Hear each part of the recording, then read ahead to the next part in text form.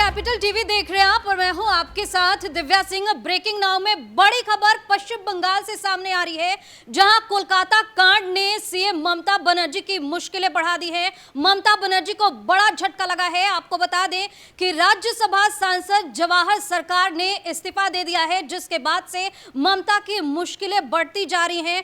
और ये इस्तीफा उस डॉक्टर बिटिया के विरोध में दिया गया है जिसके साथ दरिंदगी की गई थी, और इस पर आरोप लगाया गया है कि जल्द से जल्द एक्शन नहीं लिया गया। इस खबर पर अधिक जानकारी के लिए हमारे साथ न्यूज़ रूम से जुड़े हुए हैं कैपिटल टीवी के executive editor Rajeev sir. Sir, आरोप भी लगाया है इन्होंने कि जल्द एक्शन नहीं देखने को मिला और इसलिए इस्तीफा। देखिए, इस्तीफा ये शुरुआत है।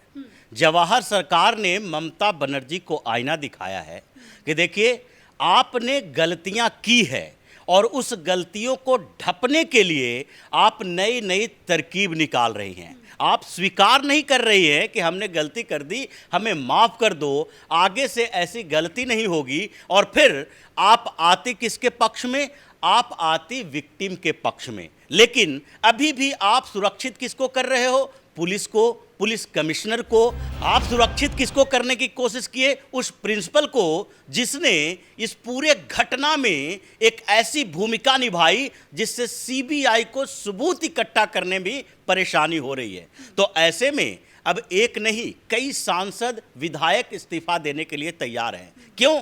क्योंकि सबको अपना राजनीतिक भविष्य चाहिए और सबको राजनीतिक भविष्य से ज़्यादा बढ़कर अपनी प्रतिष्ठा प्यारी है कि पश्चिम बंगाल में जब तृणमूल कांग्रेस के लोग घूमते हैं तो उनसे सवाल किया जाता है कि आपने इस मामले में क्या भूमिका निभाई? आप विक्टिम के साथ हैं या फिर ममता बनर्जी के साथ? तो जवाहर सरकार, जो कि एक ब्यूरोक्रेट्स रह चुके हैं, वो उस बंगाल के सब समाज के लोगों में से हैं जो ये सोच रहे थे कि ममता बनर्जी को अगर लगातार लोगों का समर्थन मिल रहा है तो कहीं न कहीं ममता बनर्जी कुछ बेहतर कर रही होगी और बेहतर आगे कर सकती है। उनको लाया गया क्योंकि ऐसा नहीं है कि जवाहर सरकार कोई मास लीडर है। वो ब्यूरोक्रेट्स रहे हैं, वो संगठन देखते हैं, उनकी अपनी एक भूमिका है। इसलिए राज्यसभा भेजा गया। राज्यसभा उन लोगों को ही ज़्यादातर भेजा जाता है जो संगठन संभालते हैं, जो शासन को कुछ सलाह देते हैं, जिनकी भूमिका मास लीडर के तौर पर हो या ना हो, लेकिन पार्टी के लिए अहम होती है। तो इसलिए जवाहर सरकार के ऊपर प्रेशर बन रहा था कि आप अपना स्टैंड क्लियर कीजिए कि आप ममता बनर्जी के उस पैंतरों के साथ हैं जिसमें वो अभी भी वही भूमिका निभा रही है, चाहे हाई कोर्ट हो या सुप्रीम कोर्ट हो। हर जगह ये 21 वकील जो रखे हैं ममता बनर्जी ने, वो किसको न्याय दिलाने के लिए रखी है? वो विक्टिम को न्याय दिलाने के लिए रखी है, उनके परिवार के साथ हैं। ये हजारों लाखों युवा जो सड़क पर हैं उनके साथ हैं, या फिर उन लोगों के साथ हैं जिसने ये दरिंदगी की, उन लोगों के साथ हैं जो उस दरिंदे का समर्थन कर रहा है। क्योंकि इस मामले में अब केवल क्राइम नहीं है, करप्शन भी जुड़ गया है। जिस तरीके से घोष के घर पे छापेमारी हुई, बड़ा सा फार्म हाउस मिला, उसका विला मिला, 200 करोड़ से ज़्यादा का वो प्रॉपर्टी है, तो इसका मतलब है कि वो इसी कॉलेज में सिर्फ करप्शन नहीं करता था, बल्कि ये मेडिकल माफिया है। और मेडिकल माफिया जब इतना ज़्यादा संपत्ति खुद इकट्ठा किए हुए है तो समझ लीजिए कि बिना सरकार के सहयोग से नहीं होगा। कुछ मंत्री जो हैं इनके साथ खड़े हैं, उनको भी कमीशन जाता होगा, पार्टी को भी कमीशन जाता होगा। तभी तो ममता बनर्जी ने क्या किया, जब उस प्रिंसिपल ने इस्तीफा दिया तो आपको इस्तीफा एक्सेप्ट कर लेना चाहिए था, लेकिन आपने क्या किया? आपने उसके इस्तीफे के बावजूद उसका ट्रांसफ़र कर दिया। ट्रांसफ़र भी कलकत्ता नेशनल मेडिकल कॉलेज में।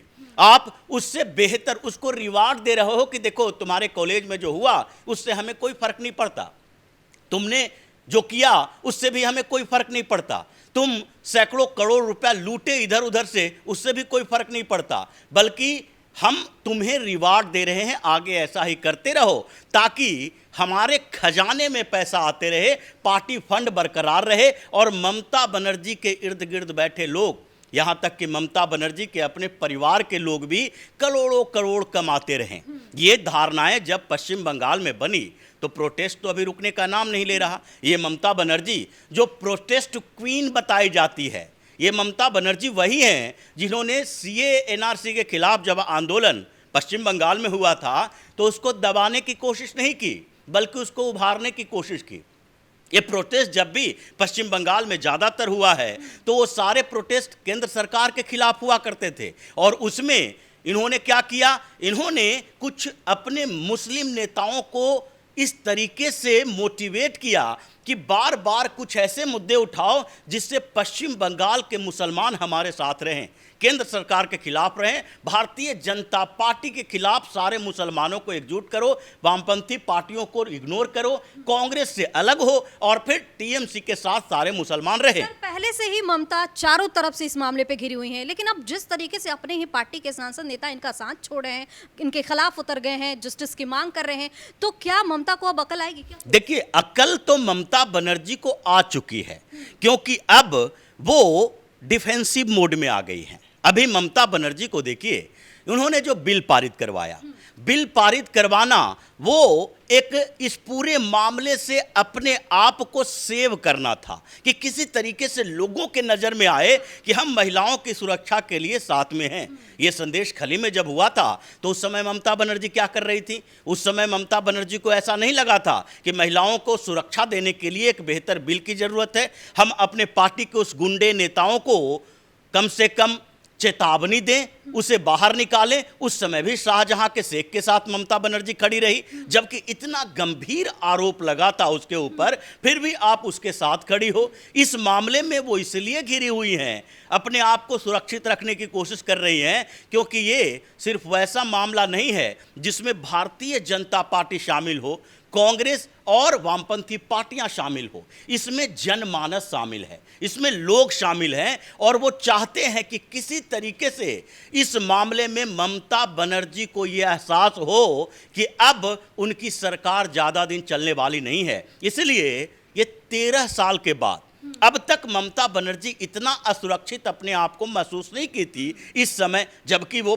मुख्यमंत्री बनी। उसके बाद से अब तक इतने प्रोटेस्ट हुए, इतने वहाँ करप्शन के मामले आए, करोड़ों रुपया तिजोरियों से मिले, फिर भी ममता बनर्जी को इतना असुरक्षित महसूस करते नहीं देखा गया था, क्योंकि उन्होंने क्या किया था, उन्होंने एक नई कॉन्स्पिरेसी की थी, मुसलमानों को अपने साथ रखा और पश्चिम बंगाल के लोगों को ऐसे भड़काया कि भारतीय जनता पार्टी बाहरी पार्टी है, इससे जुड़ने का मतलब है कि ये बाहरियों के साथ खड़ा है, ये पश्चिम बंगाल के साथ नहीं है, ये पश्चिम बंगाल के नेताओं के साथ नहीं है, और ये अपने आप को बंगाली, अपने आप को बंगाल के अस्मिता की सुरक्षा करने वाली बताती थी। तो इसीलिए परेशानियां इनके साथ अब हो रही है, क्योंकि टीएमसी के नेता इनका साथ छोड़ रहे हैं। पहले शांतनु सेन को हटाया प्रवक्ता के पद से, और उसके बाद धीरे धीरे एक एक दो दो नेता सामने आते गए। इन्होंने धमकी दी, धमकी मतलब ये कि जिन लोगों ने आरजी कर हॉस्पिटल के उस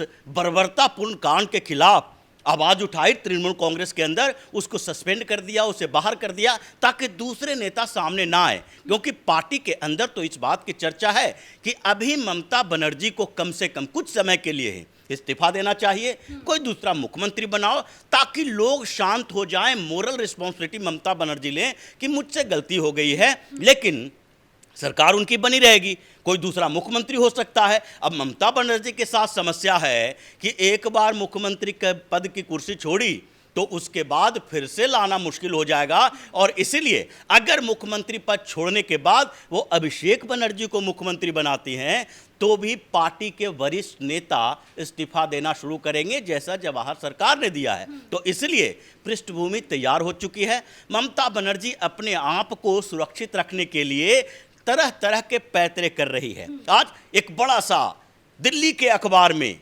एक फुल पेज का आर्टिकल छपा है, और उसमें एडवर्टीजमेंट है, एडवर्टोरियल छपा है, और उसमें ममता बनर्जी के बारे में कि ममता बनर्जी कैसे महिलाओं को सुरक्षित रखने के लिए नए नए कानून ला रही हैं। उनको दृढ़ संकल्प है कि पश्चिम बंगाल में महिलाओं के खिलाफ कोई अत्याचार नहीं होगा। और ये क्यों? क्योंकि ये परसेप्शन बनाना चाहती हैं कि अभी जो चल रहा है उसमें उनकी कोई भूमिका नहीं है, एक ऐसा क्राइम हो चुका है, और उस क्राइम को जड़ से खत्म करने के लिए ममता बनर्जी प्रतिबद्ध है। लेकिन पश्चिम बंगाल में रुका नहीं है।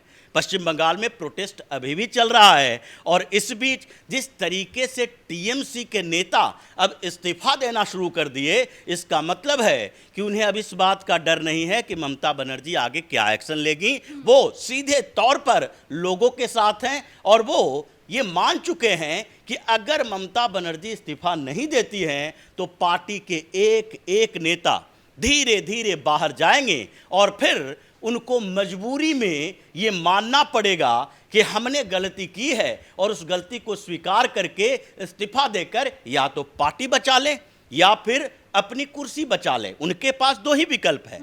अगर कुर्सी बचाना है तो पार्टी टूटते जाएगी, अगर पार्टी बचानी है तो उस समय आपको इस्तीफा देकर मोरल रिस्पॉन्सिबिलिटी लेना पड़ेगा। अब टीएमसी के अंदर बड़ा विद्रोह शुरू हो चुका है। बहुत बहुत धन्यवाद से तमाम जानकारी के लिए। तो कोलकाता कांड पर ममता बनर्जी की मुश्किलें लगातार बढ़ती जा रही हैं और अब ममता सरकार की जो कुर्सी है वो खतरे में आ गई है। ममता बनर्जी इसको लेकर काफी ज्यादा टेंशन में है क्योंकि पहले से ही चारों तरफ से इस मामले पर ममता बनर्जी घिरी हुई थी, लेकिन आज जिस तरीके से टीएमसी के सांसद ने इस्तीफा दिया है उसके बाद से ममता बनर्जी की टेंशन और ज्यादा बढ़ गई है। इस खबर में फिलहाल के लिए इतना ही। कैमरा पर्सन भोला के साथ मैं दिव्या, नमस्कार।